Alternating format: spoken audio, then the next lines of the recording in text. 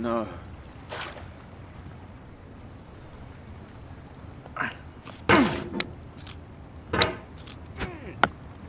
There's no feeling more intense than starting over. If you deleted your homework the day before it was due, as I have, or if you left your wallet at home and you have to go back after spending an hour in the commute. If you won some money at the casino and then put all your winnings on red but it came up black. If you got your best shirt dry cleaned before a wedding and then immediately dropped food on it. If you won an argument with a friend and then later discovered that they just returned to their original view. Starting over is harder than starting up. If you're not ready for that, like if you've already had a bad day, then what you're about to go through might be too much. Feel free to go away and come back. I'll be here. Alright, thanks for coming with me on this trip. I'll understand if you have to take a break at any point. Just find a safe place to stop and quit the game. Don't worry, I'll save your progress, always, even your mistakes. This game is a homage to a free game that came out in 2002, titled Sexy Hiking. The author of that game was Jazuo, a mysterious Czech designer who was known at the time as the father of B games. B games are rough assemblages of found objects. Designers slap them together very quickly and freely, and they're often too rough and unfriendly to gain much of a following. They're built more for the joy of building them than as polished products.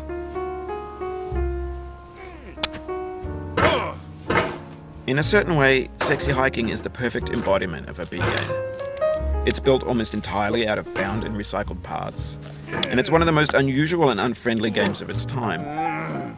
In it, your task is simply to drag yourself up a mountain with a hammer. That act of climbing, in the digital world or in real life, has certain essential properties that give the game its flavor. No amount of forward progress is guaranteed. Some cliffs are too sheer or too slippery, and the player is constantly, unremittingly in danger of falling and losing everything. Anyway, when you start Sexy Hiking, you're standing next to this dead tree that blocks the way to the entire rest of the game. It might take you an hour to get over that tree, and a lot of people never got past it. You prod and you poke at it, exploring the limits of your reach and your strength, trying to find a way up and over. And there's a sense of truth in that lack of compromise. Most obstacles in video game worlds are fake. You can be completely confident in your ability to get through them once you have the correct method or the correct equipment or just by spending enough time. In that sense, every pixelated obstacle in Sexy Hiking is real.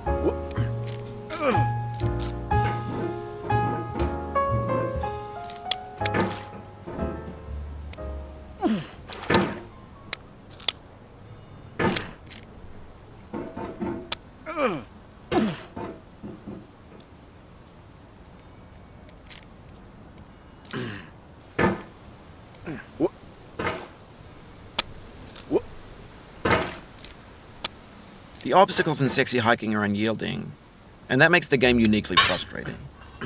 But I'm not sure Jazuo intended to make a frustrating game.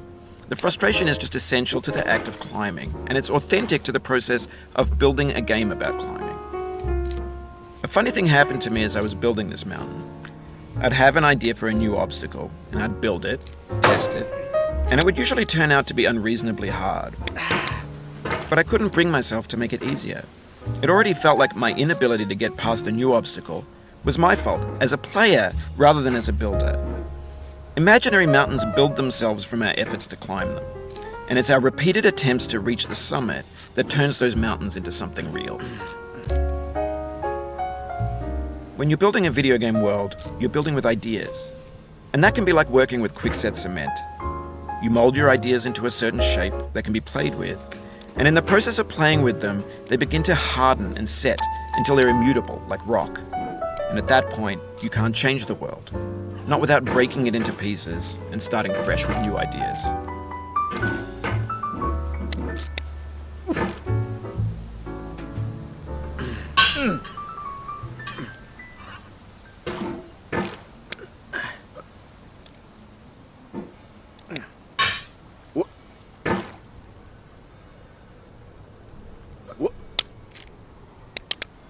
Oh, you just lost a lot of progress. That's a deep frustration, a real punch in the gut.